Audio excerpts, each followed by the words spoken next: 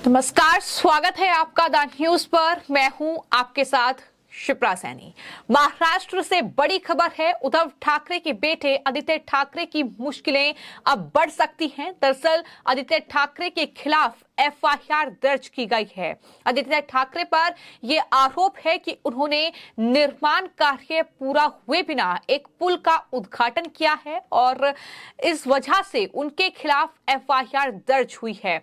खबर के मुताबिक डिलाइट ब्रिज के उद्घाटन का उन पर आरोप है और मुंबई के एनएस जोशी पुलिस स्टेशन में आदित्य ठाकरे के साथ साथ उद्धव शिवसेना के नेता सुशील शिंदे और साथ ही सचिन अहिर पर भी मामला दर्ज किया गया है। तो ये महाराष्ट्र से बड़ी खबर सामने आई है, जहां पर उद्धव ठाकरे के बेटे आदित्य ठाकरे मुश्किल में फंसते नजर आ रहे हैं। आपको मैं ये भी बता दूं कि उन पर कई धाराओं में ये केस जो है वो दर्ज किया गया है। आपको बता दूं कि आदित्य ठाकरे के खिलाफ जो केस दर्ज हुआ है, मुंबई पुलिस ने जो केस उन पर दर्ज किया है उसमें दरअसल इन नेताओं के खिलाफ आईपीसी की धारा 143, 149, 326 और 447 के तहत ये पूरा मामला दर्ज किया गया है।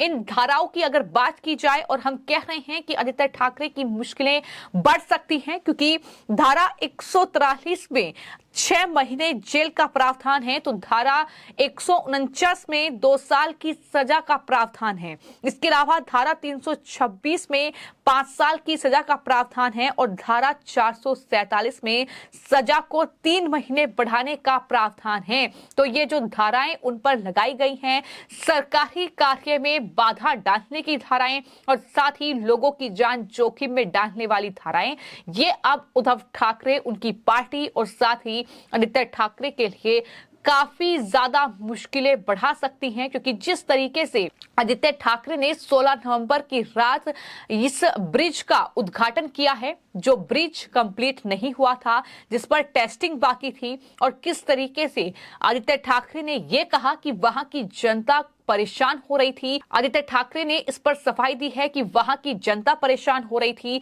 वहां पर जाम जैसी स्थिति थी। वर्ली वो इलाका जहां से वो दरअसल नेता चुने गए हैं, तो ऐसे में वहां की जनता का ख्याल रखना उनकी जिम्मेदारी है। और ये भी उन्होंने कहा कि वैसे तो उद्घाटन मुझे ही करना चाहिए था, लेकिन मैं श्रेय नहीं लूंगा, मैं सिर्फ जनता की परेशानी को कहूंगा और यही वजह है कि मैंने इस ब्रिज को आम जनता के लिए खोल दिया।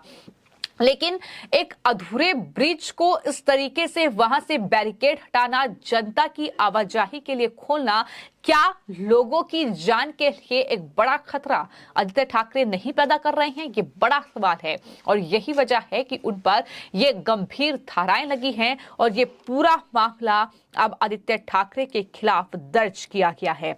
तो इस पूरे मामले को लेकर अब कहीं ना कहीं राज्य सरकार यानी एकनाथ शिंदे और बीजेपी की जो गठबंधन की सरकार है, उस पार्टी के नेता और साथ ही विपक्ष जो है वो आमने सामने हैं। और इसी कड़ी में जो शिंदे गुट के नेता हैं किरण पावस्कर, उनकी तरफ से बयान दिया गया है और ये कहा गया है कि उद्धव ठाकरे की पार्टी जिस तरीके से केवल श्रेय लेने की कोशिश कर रही है और ये कहती है कि उन्होंने इन परियोजनाओं को पूरा करने के लिए कोशिश किए, जब वो सत्ता में थे तब वो घर बैठे थे और घर बैठने से कोई काम नहीं हो सकता, ये शिंदे के नेता जवाब दे रहे हैं। और ये भी उन्होंने कहा कि हमें ये बताया गया कि आखिरी चरण का काम बाकी है, इसलिए इसे अभी तक नहीं खोला गया था। ये राजनीतिक नहीं बल्कि तकनीकी और इंजीनियरिंग के फैसले हैं और इन्हें समय से पहले खोलने से लोगों की जान को खतरा हो सकता है। तो ये भी शिंदे गुट के नेता कह रहे हैं।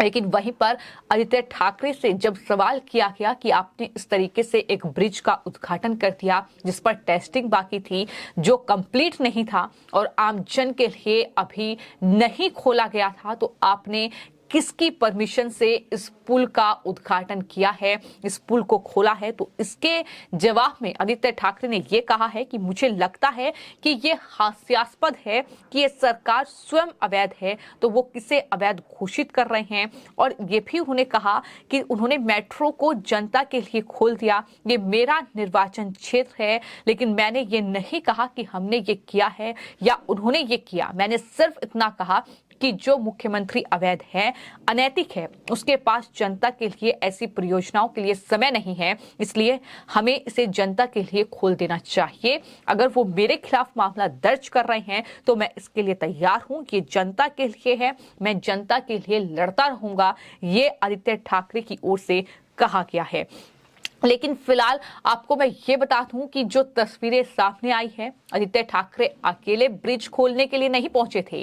उन्होंने अकेले ब्रिज का उद्घाटन नहीं किया है, बल्कि उनके साथ जो पूर्व विधायक हैं वर्ली के सचिन अहीर और साथ ही सुशील सिंधे, वो भी मौजूद थे। उनके खिलाफ भी FIR दर्ज हुई है। साथ ही मैं आपको ये बता दूं कि ये जो लोअर परेल के डिलाइन ब्रिज पुल को आधिकारिक तौर पर खोल दिया गया है। ये ब्रिज लगभग तैयार है, लेकिन उद्घाटन का NOC नहीं मिला है और उद्घाटन होना अभी बाकी है, यानी पूरी तरीके से तैयार नहीं होगा। जाहिर तौर पर टेस्टिंग बाकी है, जो कुछ काम बाकी होगा, इसी वजह से जनता के लिए अभी तक नहीं खोला गया है। इसी वजह से शायद देरी भी हो रही हो।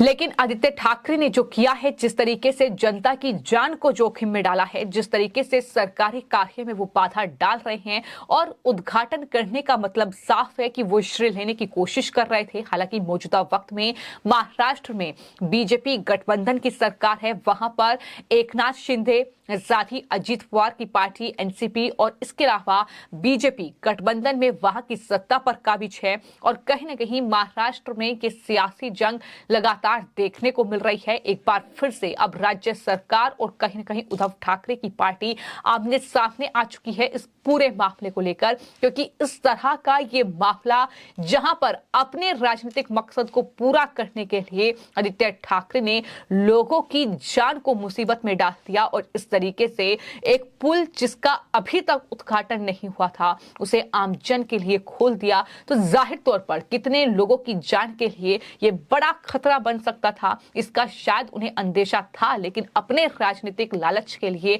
आदित्य ठाकरे ने ऐसा किया है। और यही वजह है कि उनके खिलाफ FIR दर्ज हुई है।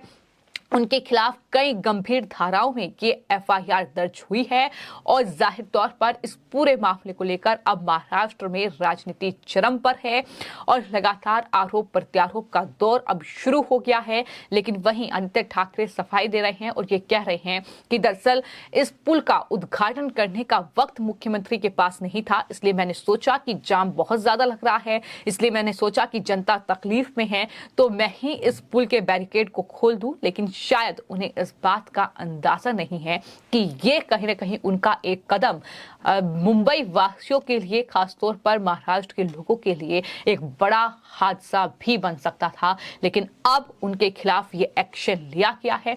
आने वाले वक्त में देखना होगा कि इस पूरे मामले में क्या कुछ बड़ी कार्रवाई जो है वो होती नजर आती है। फिलहाल आपकी इस पूरे मामले को लेकर क्या राय है, हमें कमेंट बॉक्स में जरूर लिखें और चैनल को सब्सक्राइब करें। धन्यवाद।